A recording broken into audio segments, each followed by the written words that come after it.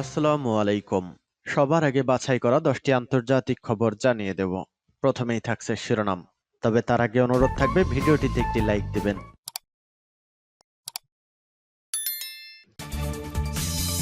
দখলদার ইহুদিবাদী ইসরায়েল এবং ফিলিস্তিন পুরোদমে যুদ্ধ চলছে।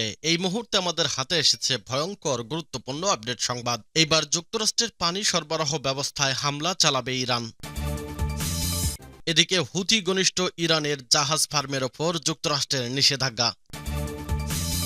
জানিয়ে দেব পশ্চিমে ইহুদিবাদীদের আদি ভূমিতে ফিরিয়ে নেওয়ার প্রয়োজনীয়তা, কেন ইসরায়েলকে বিলুপ্ত করা উচিত। এরপর জানাবো পাকিস্তানের বেলুচিস্তানে হামলার সময় ৮ জঙ্গি নিহত। এবং সর্বশেষ জানিয়ে দেব পরিচয় লুকিয়ে পাকিস্তানের সেনাবাহিনীতে চাকরি করছে আফগানরা। এতক্ষণ শুনছিলেন সংবাদ শিরোনাম, এখন বিস্তারিত। অনুরোধ থাকবে ভিডিওটিতে একটি লাইক দিন, কমেন্টস করে জানিয়ে দিন আপনি কোন জেলা থেকে বা কোথা থেকে এই সংবাদটি শুনছেন। ভিডিওটি শেয়ার করে দিন আপনার ফেসবুক সোশ্যাল মিডিয়ায়।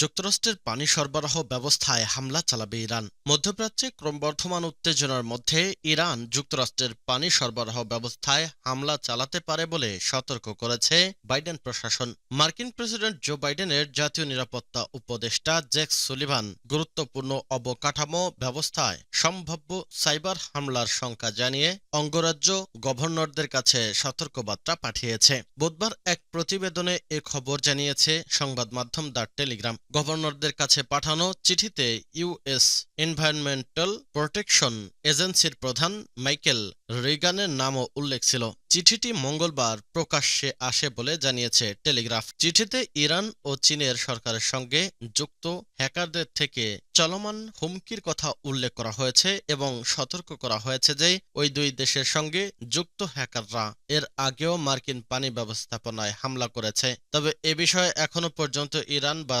চীনের কোনো মন্তব্য পাওয়া যায়নি। হুথি ঘনিষ্ঠ ইরানের জাহাজ ফার্মের ওপর যুক্তরাষ্ট্রের নিষেধাজ্ঞা। হুথি কর্মকর্তার সঙ্গে সংশ্লিষ্ট ইরানি পণ্য চীনে স্থানান্তরে সহায়তা করার অভিযোগে একটি শিপিং কোম্পানির ওপর নিষেধাজ্ঞা আরোপ করেছে যুক্তরাষ্ট্র। বুধবার মার্কিন অর্থ মন্ত্রণালয় মার্শাল দ্বীপপুঞ্জে নিবন্ধিত বিশ্ব ইনকর্পোরেটেড ফার্মের বিরুদ্ধে এই পদক্ষেপের ঘোষণা দিয়ে বলেছে এর একটি জাহাজ অবৈধ চালানে জড়িত। ইরানের ইসলামী বিপ্লবী গার্ড বাহিনী বা আইআরজিসি কিউএফ ও হুথিদের আর্থিক সহায়তাকারী সাইদ আল জামালের সমর্থনে এই কার্গো পাঠানো হয়েছে বলে জানিয়েছে যুক্তরাষ্ট্র। মার্কিন যুক্তরাষ্ট্র বলেছে, আমরা আইআরজিসি কিউএফ এবং হুথিদের মার্কিন নিষেধাজ্ঞা এড়াতে এবং আরও সন্ত্রাসী হামলার অর্থায়নের প্রচেষ্টা ব্যর্থ করতে প্রতিশ্রুতিবদ্ধ। লোহিত সাগরের শিপিং লেনে হুথিদের হামলা ঠেকাতে যুক্তরাষ্ট্র যখন চাপ দিচ্ছে তখন এই নিষেধাজ্ঞা আরোপ করা হলো। ইয়েমেনি গোষ্ঠীটি বলছে গাজার বিরুদ্ধে যুদ্ধের অবসানের সহায়তার জন্য তারা ইসরায়েলের সঙ্গে সংশ্লিষ্ট জাহাজগুলোতে হামলার লক্ষ্যবস্তু বানাচ্ছে।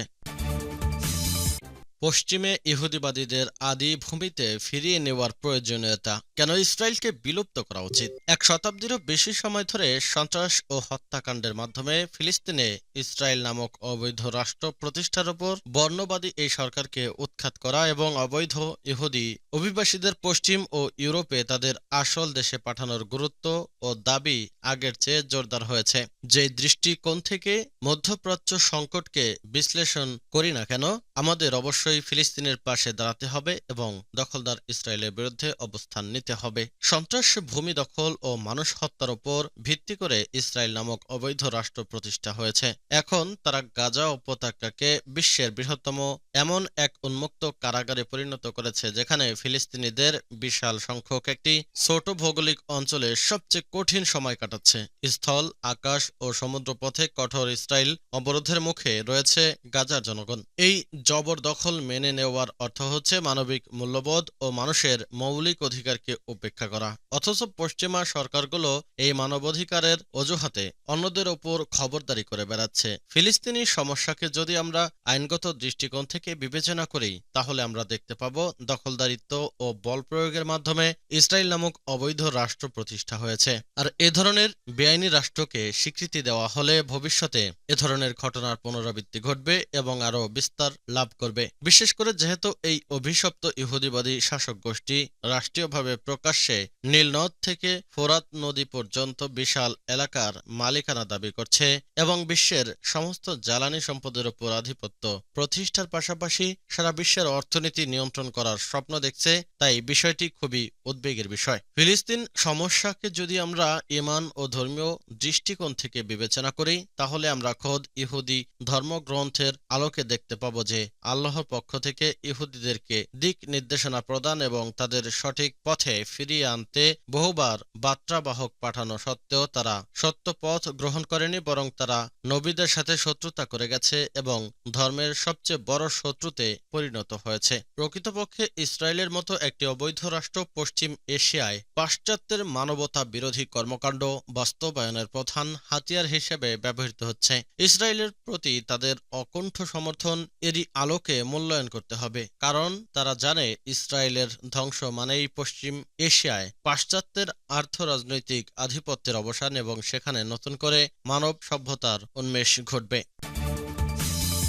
পাকিস্তানের বেলুচিস্তানে হামলার সময় ৮ জঙ্গি নিহত। পাকিস্তানের বেলুচিস্তান প্রদেশের গোয়াদর পোর্ট অথরিটি কমপ্লেক্স জিপিএতে হামলা চালানোর সময় নিরাপত্তা বাহিনীর পাল্টা হামলায় ৮ জঙ্গি নিহত হয়েছে। এ সময় সেনাবাহিনীর এক সদস্য নিহত হন। বুধবার এই হামলার ঘটনা ঘটে। প্রদেশের মুখ্যমন্ত্রী সরফরাজ বাগতি এ তথ্য নিশ্চিত করেছে। হামলার দায় স্বীকার করেছে the Baloch liberation army BLA. সামাজিক মাধ্যম এক্স বার্তায় বাগতি বলেন, বুধবার ৮ জঙ্গি গোয়াদর পোর্ট অথরিটি কমপ্লেক্সে হামলা চালানোর চেষ্টা করলে নিরাপত্তা বাহিনী তাদের হামলা প্রতিহত করে এবং ৮ জঙ্গিকে হত্যা করে। এক প্রতিবেদনে সংবাদ মাধ্যম দ্য এক্সপ্রেস ট্রিবিউন জানায়, জঙ্গিরা জিপিএ কমপ্লেক্সে ঢুকে প্রথমে কয়েকটি বোমা বিস্ফোরণ ঘটায়, এরপর দফায় দফায় গুলি ছুড়তে থাকে। এ সময় নিরাপত্তা বাহিনী তাদের প্রতিহত করতে পাল্টা হামলা চালালে ৮ জঙ্গির সবাই নিহত হয়। হামলার ঘটনায় সেনাবাহিনীর এক সদস্য নিহত হন এবং একজন আহত হন। এর বেশি কোনো তথ্য জানায়নি দেশটির সেনাবাহিনী। বন্দরের ঠিক বাইরে সরকারি দপ্তর, গোয়েন্দা সংস্থা এবং আধা সামরিক বাহিনীর অফিস রয়েছে বলে জানিয়েছে সরকারি কমিশনার সাইদ আহমেদ উমরানি। কয়েক দশক ধরে চলা বিচ্ছিন্নতাবাদীদের বিদ্রোহ সত্ত্বেও খনিজ সম্পদ, খনিজ সমৃদ্ধ দক্ষিণ পশ্চিমাঞ্চলে বেলুচিস্তান প্রদেশে যথেষ্ট বিনিয়োগ করছে চীন।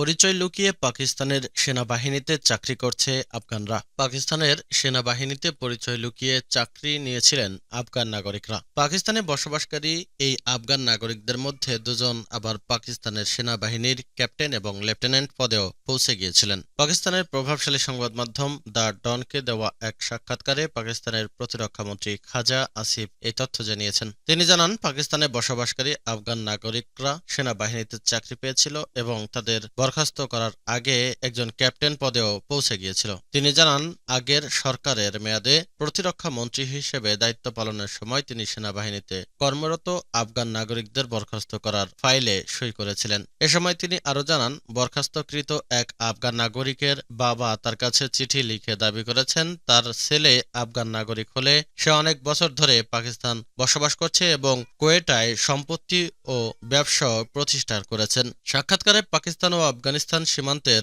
ডুরান্ড লাইনে নিরাপত্তা বাড়ানোর প্রয়োজনীয়তার উল্লেখ করে খাজা আসিফ বলেন, সারা বিশ্বে প্রতিবেশী দেশগুলোর মধ্যে অভিন্ন সীমান্তে অলঙ্ঘনীয়তা রয়েছে, কিন্তু ডুরান্ড লাইনের কোনো অলঙ্ঘনীয়তা নেই। কেউ চাইলেই আমাদের দেশে প্রবেশ করতে পারে, বছরের পর বছর এখানে থাকতে পারে, আইডি কার্ড পেতে পারে এবং এমনকি সেনাবাহিনীতেও যোগ দিতে পারে। এ সময় পাকিস্তানের প্রতিরক্ষামন্ত্রী ভারতের সঙ্গে থাকা সীমান্তের মতো পাক আফগান সীমান্তেও নিরাপত্তা প্রোটোকল চান।